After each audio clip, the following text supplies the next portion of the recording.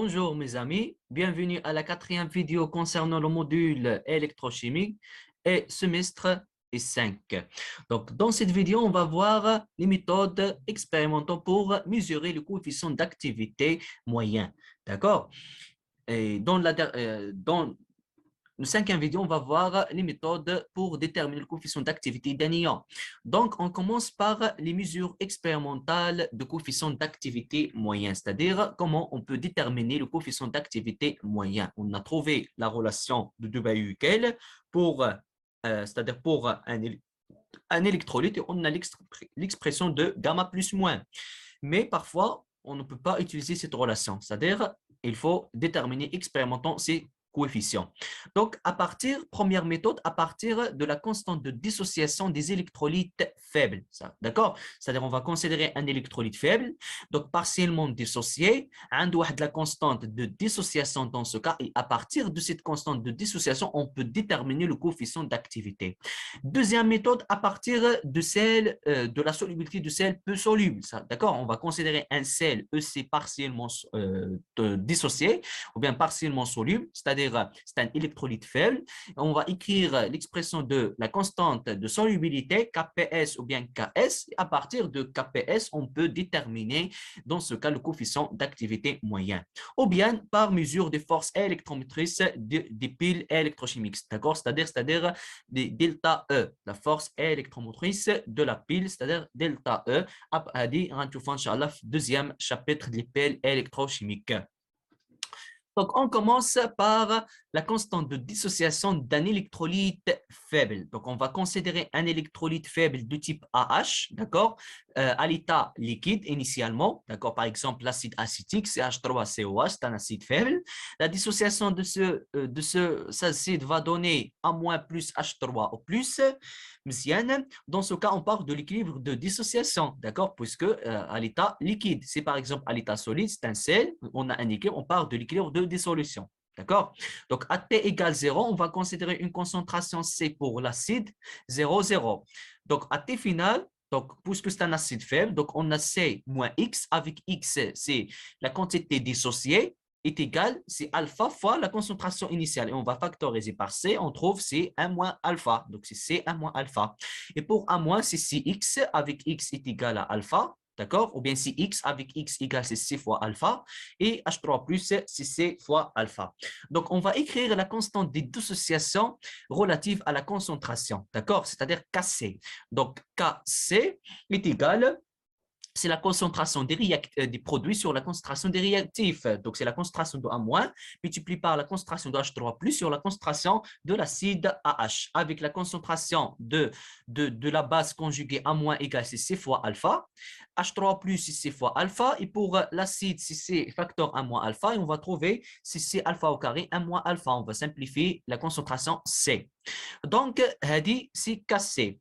En termes de l'activité, on parle de la constante thermodynamique. D'accord? Donc, la constante thermodynamique en fonction, c'est-à-dire en termes des activités. Donc, c'est les activités des produits sur les activités des réactifs. Donc, c'est-à-dire, c'est l'activité de A- multiplié par l'activité de H3 plus sur l'activité de AH. Donc, AH, dans ce cas, l'activité de puisqu'il est liquide. D'accord? Pour les solides, oui, égale à 1. Donc, or, l'activité d'un ion égale, c'est la concentration d'un ion fois le coefficient d'activité. Donc, ceci implique que l'activité d'un anion est égale, c'est la concentration d'un ion multipliée par le coefficient d'activité, et l'activité de cation, c'est la concentration de cation multipliée par le coefficient d'activité de cation. On va remplacer dans l'expression de cas thermodynamique. Donc, cas thermodynamique égale, c'est la concentration de A- fois la concentration de H3 plus sur la concentration de l'acide, multiplié par gamma moins fois gamma plus sur gamma H.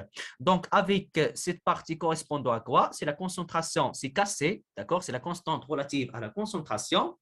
Et pour gamma de AH, dans ce cas, est égal à 1 car il se trouve dans la région de la loi de Henry. Dans le cas des solutions suffisamment diluées, le coefficient d'activité est égal à 1. D'accord? Donc, pour l'activité d'un électrolyte faible liquide, le coefficient d'activité égal à 1, mais si l'activité. Si par exemple elle est solide, dans ce cas, on considère l'activité est égale à 1. Donc, on va trouver K thermodynamique égale cette partie correspondant à Kc et gamma moins fois gamma plus et gamma plus moins au carré. C'est gamma plus moins au carré, c'est le coefficient d'activité expérimental. Donc, on va introduire le logarithme. Donc, log de K thermodynamique égale c'est log de Kc multiplié par gamma plus moins au carré. Et log de A fois B, c'est log de A plus log de B. C'est log de Kc plus 2 log de gamma plus moins. D'accord? Et on va exprimer log de Kc en fonction de log K thermodynamique. Donc, log de Kc égale c'est log de K thermodynamique moins 2 log de gamma plus moins. Donc, on va remplacer gamma plus moins, log de gamma plus moins, c'est le coefficient d'activité moyen à partir de la loi généralisée du Debye-Uhlickel. Donc, on va calculer gamma plus moins. Et pour calculer gamma plus moins, c'est-à-dire en général, il faut calculer la force ionique parce que limite ou bien généralisée. On va calculer dans ce cas, c'est-à-dire G. Donc, G, c'est 1 demi la somme de ZI au carré fois CI. Donc, pour un électrolyte AH, c'est 1 demi. A moins, c'est moins 1 au carré. La concentration, c'est C fois alpha.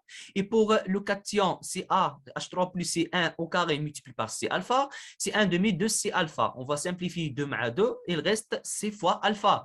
Donc, c'est un électrolyte univalent. Un seul cation, un seul anion, mais partiellement dissocié. Si par exemple, c'est un électrolyte totalement dissocié, dans ce cas, G est égal à C directement. Mais puisqu'il est partiellement dissocié, on va introduire alpha. Alpha, c'est le degré de dissociation. Si c'est un électrolyte fort, alpha est égal à 1, donc G est égal à C. مزيان. Donc, puisque alpha, c'est une valeur, puisque c'est un électrolyte faible, alpha غتكون صغيرة. Donc, شي حاجة صغيرة تضربها في C implique que G غتكون صغيرة. Donc, dans ce cas, c'est-à-dire, on va utiliser la loi limite du Debye-Uhlickel. Donc, si G, par exemple, donc on va comme hypothèse pour simplifier, on va considérer que G est inférieur à 10-2. ولكن alpha أصلا هي صغيرة puisque c'est un électrolyte faible. Donc, on peut utiliser la loi limite de Debye-Uhlickel. Donc, log de gamma plus égale c'est moins à Z plus Z moins racine carrée de G. Et pour G est inférieur à 10-2. Donc, on va remplacer, c'est-à-dire l'expression de la partie log thermodynamique, c'est-à-dire log de K plus moins. Donc, va donner log de gamma plus ou bien va donner log de Kc égale c'est log de K thermodynamique moins, donc كان عندك moins log, moins مع moins va donner plus 2 à z plus z moins racine carrée de g. Si par exemple on trace log de Kc en fonction de racine carrée de g, dans ce cas c'est une droite de pente positive. D'accord? La pente c'est 2a z plus z moins. Et pour un électrolyte AH, Z plus égale à 1, Z moins égale à 1, c'est-à-dire dans ce cas, la pente c'est 2A. Mezien. Donc si par exemple on trace log de Kc en fonction de log de racine carrée et de G, c'est une droite de pente positive. Donc on va tracer log de Kc en fonction de racine carrée de G. Donc pour l'expression de Kc, c'est log de C alpha au carré 1 moins alpha. G est égal, racine carrée de G, c'est racine carrée de C égale à C alpha, puisque G est égal à C fois alpha. D'accord? Donc, c'est une droite positive. Donc, la droite, la pente d'elle, c'est 2A, Z plus, Z moins. C'est la droite théoriquement. Donc, expérimentalement, on trouve, c'est-à-dire même résultat plus proche, c'est-à-dire plus proche à la valeur, à le résultat théorique. Donc, c'est-à-dire pour chaque valeur de G, pour chaque valeur de concentration C, on a une valeur de G. Et pour chaque valeur de G, on a une valeur de Kc.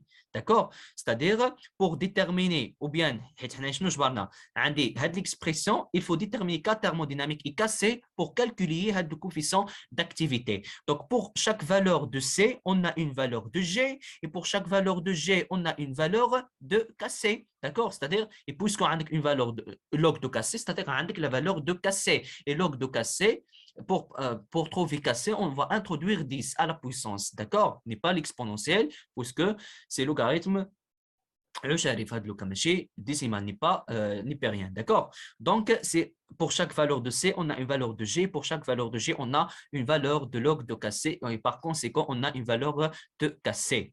De la même façon, si par exemple J tend vers 0, d'accord? J tend vers 0, c'est-à-dire à dilution infinie, cette expression va s'annuler et correspondant log de Kc égale à log de K thermodynamique, c'est-à-dire log de K thermodynamique, c'est l'ordonnée à l'origine. Donc l'ordonnée à l'origine, on a la valeur de log de K thermodynamique. Et par conséquent, avec la valeur de K thermodynamique. Donc, déterminer حددتي كاسي حددتي كا thermodynamique et par conséquent غتقدر تحسب le coefficient d'activité est moyen. Donc pour chaque valeur de C, c'est-à-dire de G, on a une valeur de KC. Donc à T égale 25 degrés, C, A, c'est une constante, avec la valeur d'ILA. Donc K thermodynamique égale c'est KC, le coefficient d'activité plus ou moins au carré. Et par conséquent, K thermodynamique, c'est l'ordonnée à l'origine. KC pour chaque valeur de C, avec une valeur de KC. Et par conséquent, on va déterminer le coefficient d'activité pour une concentration donnée, puisqu'il dépend de la concentration. D'accord? Donc, c'est une méthode simple, expérimentale. Deuxième méthode, à partir d'un sel peu soluble. D'accord? On va considérer un sel peu soluble. Donc, on va prendre l'exemple de AgCl. Donc, soit un sel peu soluble. Donc, on va prendre chlorure d'argent. Donc, c'est solide. Dans l'eau, va libérer Ag++ plus Cl-. Donc, initialement, on va considérer, on a une concentration pour AgCl 0, 0. Et à T final, on a une solubilité S pour Ag+, et une solubilité S pour Cl-. Donc, avec S correspond à quoi? C'est une concentration, d'accord? S, c'est la solubilité. Donc, c'est la concentration maximale pour passer AgCl dans la solution sous forme d'ion Ag+ et Cl-. D'accord? Donc, c'est-à-dire c'est une concentration maximale ou bien la concentration de saturation باش تذوب AgCl وترجعه sous forme d'ion Ag+ et Cl-. Donc, de la même façon, on va écrire l'expression de K thermodynamique et l'expression dans ce cas de Kps ou bien Ks. Donc, Kps, c'est la constante, c'est le produit de solubilité, d'accord? Donc, K thermodynamique égale, c'est le coefficient d'activité de quoi? Des produits sur le coefficient d'activité des réactifs. Donc, c'est le coefficient d'activité de Ag+, multiplié par le coefficient d'activité de Cl- sur le coefficient d'activité de l'électrolyte AgCl. Mais puisque AgCl il est solide, dans ce cas, car corps pur solide, c'est-à-dire l'activité est égale à 1. Et par conséquent, le cas thermodynamique, c'est l'activité de Ag+ multiplié par l'activité de Cl-. Donc, par définition, l'activité d'un ion, c'est la concentration d'un ion multipliée par le coefficient d'activité. D'accord? Et cas thermodynamique, on va remplacer, c'est-à-dire ces expressions par la concentration fois le coefficient d'activité. Donc, c'est-à-dire c'est la concentration de Ag+ à la saturation ou bien la concentration de Ag+ maximale multipliée par la concentration de Cl- maximale ou bien à la saturation fois gamma plus fois gamma moins. Donc, la concentration de Ag+ saturation fois la concentration de Cl- saturation égale à quoi? Égale à Kps. D'accord? C'est-à-dire c'est le produit de solubilité et gamma plus moins au carré. Donc, Kps, c'est le produit de solubilité en termes de concentration. Donc, Kps, c'est la concentration de Ag+ à la saturation fois la concentration de Cl- à la saturation qui est égale Cs au carré. D'accord? Cs multiplié par S, c'est S au carré. Donc, K thermodynamique égale c'est Kps fois gamma plus moins au carré. De la même façon, c'est-à-dire, تحسب gamma plus moins, c'est تحسب Kps et K thermodynamique. On va introduire le logarithme. Donc, logarithme de K thermodynamique égale c'est logarithme de Kps plus log plus 2 fois log de gamma plus moins. Donc, log de Kps, c'est log de K thermodynamique, d'accord, moins log de K gamma plus. C'est-à-dire, on a exprimé log de Kps en fonction de log de K thermodynamique. On va remplacer log de gamma plus moins par l'expression, d'accord, c'est-à-dire, c'est G, et puis, on نعرفش من لوا نستعمل واش لوا لدوباي limite ou bien généralisée. Donc, on calcule G, c'est 1 demi, la somme de ZI au carré multiplié par CE, d'accord? Avec ZI, c'est l'électrovalence et CE, ce sont des concentrations. Dans ce cas, on a deux cations, Ag+ et Cl-. C'est-à-dire pour Ag+, c'est 1 au carré multiplié par la concentration S, plus moins de Cl- au carré multiplié par S, c'est 2S sur 2 égale à S. C'est la solubilité. C'est un électrolyte univalent, d'accord? Donc, dans ce cas, on parle de la solubilité S, n'est pas la concentration C. Donc, S, c'est une concentration, mais n'est pas C. Donc, S, c'est la solubilité. En général, la solubilité d'un sel peut soluble de l'ordre 10 à la puissance moins 4, 10 à la puissance moins 5. D'accord? C'est-à-dire, il est inférieur à 0,02. Donc, si par exemple, on a comme hypothèse pour simplifier. Donc, si J, par exemple, est inférieur à 0,01, on peut utiliser la loi limite de Debye-Hückel dans ce cas. Donc, log de gamma plus moins égal, c'est moins AZ plus Z moins racine carrée de G pour la loi limite de Debye-Hückel. Donc, on va remplacer dans cette expression, donc log de Kps égale, c'est log de K thermodynamique moins, c'est 2 2A, Z plus Z moins racine carrée de G. Or, KPS, on va exprimer log de S, n'est pas log de KPS, c'est-à-dire qu'on cherche de exprimer log de S en fonction de racine carrée de G. Donc, avec KPS, c'est S au carré. On va remplacer KPS. Log de S au carré égale, c'est log de 4 thermodynamiques plus 2A, Z plus Z moins racine carrée de G. Donc, log de X à la puissance A, c'est A log de X, c'est-à-dire c'est log, c'est 2 fois log de S, égale c'est log de 4 thermodynamiques plus 2 A, d'accord, plus de A, Z plus Z moins racine carrée de G. Donc, on va diviser par 2. Log de S égale, c'est 1 demi log de 4 thermodynamiques plus A, Z plus Z moins racine carrée de G. D'accord? Et on va tracer log de S en fonction de racine carrée de G. Dans ce cas, c'est une droite de pente positive A, Z plus Z moins. Donc, si on trace log de S en fonction de racine carrée de G, donc c'est une droite de pente positive à Z plus Z moins. Donc, log de S en fonction de racine carrée de G, on a trouvé que racine carrée de G égale à S, d'accord? Et de la même façon, pour chaque valeur de G, on a une valeur de S, d'accord? C'est-à-dire pour chaque valeur de G, avec une valeur de log de S et par conséquent avec une valeur de S. Donc, pour J1, on a une valeur de log de S1. L'ordonnée à l'origine, lorsque G tend vers 0, c'est log de S. D'accord? Ou bien l'ordonnée à l'origine, lorsque G tend vers 0, c'est un demi-log de 4 thermodynamiques. Par conséquent, avec la valeur de log de 4 thermodynamiques, et on va le coefficient d'activité. Donc, pour une valeur, par exemple, G égale à G1, on a log de S1. Et K thermodynamique, c'est KPS, coefficient d'activité plus ou moins au carré, 1 pour G1. Donc, K thermodynamique, c'est S au carré, gamma plus moins au carré, 1. Ceci implique que le coefficient d'activité moyen, c'est racine carrée de K thermodynamique sur S. K thermodynamique, c'est l'ordonnée à l'origine. S pour la valeur de G égale à G1, avec la valeur d'IA, ou que le coefficient d'activité pour moyen pour un électrolyte. Donc, avantage de la méthode, c'est-à-dire avantage de cette méthode par rapport à d'autres méthodes. Pour la première méthode, donc si par exemple on a donc l'avantage puisqu'on a un. Donc si le sel AgCl est présent seul dans la solution, d'accord, c'est-à-dire avec AgCl dans l'eau, d'accord, AgCl c'est le solité et l'eau c'est le solvant. D'accord? On parle de la solution dans ce cas. Donc, G1 égale C1 demi, la somme de Z et au carré CI est égale à une valeur de solubilité S1. Donc, on a trouvé, lorsqu'on a calculé G, on a trouvé pour AgCl égale à S. C'est-à-dire qu'on a la solubilité S. Dans ce cas, on a noté ça S1. D'accord? Si par exemple,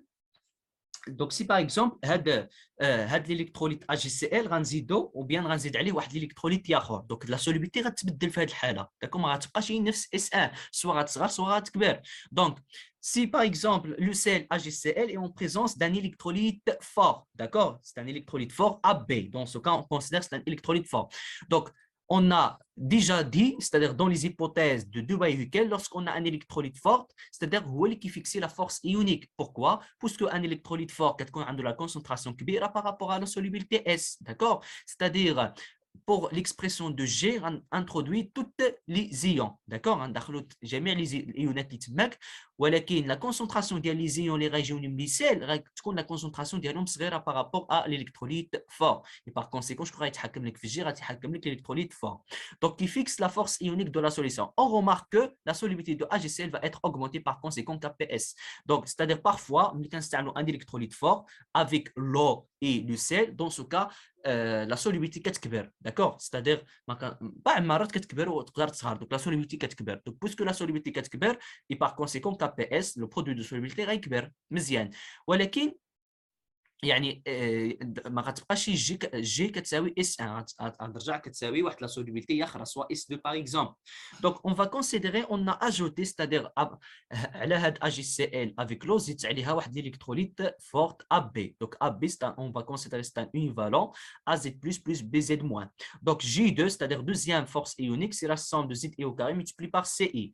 Donc on va introduire tous les ions qui existent dans la solution. C'est 1 demi, Z plus pour le cation multiplié par C, Z moins au carré multiplié par la concentration C, et pour AgCl, c'est 1 au carré multiplié par S2. S1, d'autres solubilités S2, plus moins 1 au carré, d'accord, fois S2 et la solubilité de Cl-. Donc, or, dans ce cas, le coefficient d'activité moyen il varie en fonction de la concentration de l'électrolyte ajouté à B, c'est-à-dire le coefficient d'activité de l'expression dialogue. ولكن cas thermodynamique toujours reste constant, d'accord? Le coefficient, la constante thermodynamique relative à les activités دايما كتبقى نفس la valeur ما كتبدلش. Donc, le ClAgCl est peu soluble, donc S1 comme S2. C'est-à-dire, واخا زدنا هاد l'électrolyte support اللي هو AB, ولكن S1 comme S2 واخا تزادت شويه ولكن ما كتكونش واحد لا ديفيرونس كبيره بزاف. C'est-à-dire la solubilité دائما كتبقى ضعيفه. Donc S1 est comme S2. D'accord? Donc, l'avantage de cette méthode, le plus important, donc on va donner l'avantage de cette méthode. On peut trouver, c'est-à-dire le coefficient d'activité de l'électrolyte AB en fonction du coefficient d'activité de AgCl. Donc, par exemple, في هذا cas, عندك deux électrolytes plongés ياك مع بعضهم ولكن واحد الالكتروليت غتجبر غتكون حددتي الكوفيسيون داكتيفيتي ديالو انطلاقا من كوا انطلاقا من هاد لا ميثود اللي قازو دابا عاد سواء الاولى سواء الثانيه ولكن ديك الالكتروليت اللي زدتينا فوق دونك باغ اكزومبل ما كتعرفش تينا لو كوفيسيون داكتيفيتي ديالو دونك باش كيفاش تعمل تحسبوها غتحسبوا او فونكسيون ديال الالكتروليت اللي ديجا تينا كتكون حسبتي له لو كوفيسيون داكتيفيتي ديالو دونك اون ايفي. Donc, on considère ou bien on sait que log de coefficient d'activité d'un électrolyte, c'est AZ plus Z moins, c'est la loi généralisée. Et pour la loi limite, c'est moins AZ plus Z moins racine carrée de G. D'accord? On va considérer, on va prendre, prenons que pour un électrolyte que B fois la distance d'approche maximale entre cation anion est sensiblement égale à 1. Donc pourquoi? Puisque ce sont des solutions suffisamment diluées. Donc avec deux électrolytes, c'est-à-dire la dilution كبيرة, on va considérer, les exercices qui يقول لك, donc on va considérer que B fois la distance d'approche maximale entre cation anion تقريبا كتساوي 1. D'accord? Donc, pour simplifier, donc on va c'est-à-dire comme log, même coefficient d'activité, la loi généralisée. Donc, log de gamma plus moins égale c'est moins AZ plus Z moins racine carrée de G sur 1 plus racine carrée de G pour G est inférieur à 0,1. Donc, on va pour l'électrolyte AB, donc de gamma plus moins pour l'électrolyte AB égale c'est moins AZ plus Z moins racine carrée de G, 1 plus racine carrée de G. Et pour l'électrolyte AgCl, c'est moins A moins 1 pour Cl-, plus 1 pour, d'accord, pour le cation Ag+, racine carrée de G sur 1 plus racine carrée de G. Donc شنو كتلاحظ؟ كتلاحظ عندهم نفس المقام وهادو تقريبا غيكونوا عليه متساويين. دونك باش يكونوا متساويين شنو غنعمل؟ غنشبر log de gamma plus moins pour AB, on va diviser sur Z plus Z moins. Et log de gamma plus moins pour AgCl, on va diviser par moins 1, 1. Donc log de gamma plus moins AB, on va diviser sur Z plus Z moins. Log de gamma plus moins AgCl, on va diviser par moins 1, 1. D'accord? Et on va déterminer, on va exprimer log de gamma plus moins pour l'électrolyte AB en fonction de AgCl. AgCl déjà حددته انطلاقا من la méthode ياخرى. C'est-à-dire cette méthode permet de quoi? Permet de trouver un coefficient d'activité انطلاقا من le coefficient d'activité ياخر اللي كتكون تينا déjà حسبتيه. Donc log de gamma plus moins pour l'électrolyte AB égale c'est log de gamma plus moins pour AgCl. D'accord? À la puissance quoi? À la puissance Z+. Pourquoi à la puissance? Donc هنا غتجي لنا زد بلس زد موان سور موان 1 دونك بحال عندك اكس لوغ دو ا c'est-à-dire سي لوغ دو ا لا بويسونس اكس دونك بحال غنمشيو بالعكس دابا دونك لوغ دو gamma plus moins AgCl, c'est Z plus Z moins sur 1 moins 1. On va introduire 10 à la puissance pour éliminer le logarithme dans ce cas. Et on va trouver que le coefficient d'activité de l'électrolyte AB égale, c'est le coefficient d'activité de AgCl à la puissance Z plus Z moins sur 1 moins 1 pour G est inférieur à 0,1. Donc la connaissance dans ce cas de le coefficient d'activité de AgCl à partir d'elle, un sel peu soluble, par exemple, on peut tirer la valeur d'un autre électrolyte AB. Donc, cette méthode plus importante, c'est les pelles électrochimiques. Et parfois exprimé en fonction d'autres électrolytes. Donc en général, c'est-à-dire en général, la démonstration en général, on va considérer deux électrolytes AB et A'B', d'accord? On va considérer que AB c'est l'électrolyte support ajouté à l'électrolyte faible, c'est-à-dire elle est totalement dissociée dans ce cas, AB d'accord? On va libérer AZ+, plus BZ-, et A'B' ou AgCl, c'est-à-dire c'est l'électrolyte faible partiellement dissocié. Donc A'B' va libérer AZ plus prime plus BZ moins prime. Donc, directement, le coefficient d'activité de l'électrolyte fort AB égale, c'est le coefficient de l'électrolyte moyen de l'électrolyte faible fois Z plus Z moins, c'est-à-dire Z plus Z moins de l'électrolyte totalement dissocié sur Z plus prime Z moins prime. إن أعجبك الفيديو لا تنسى الإعجاب والاشتراك في القناة.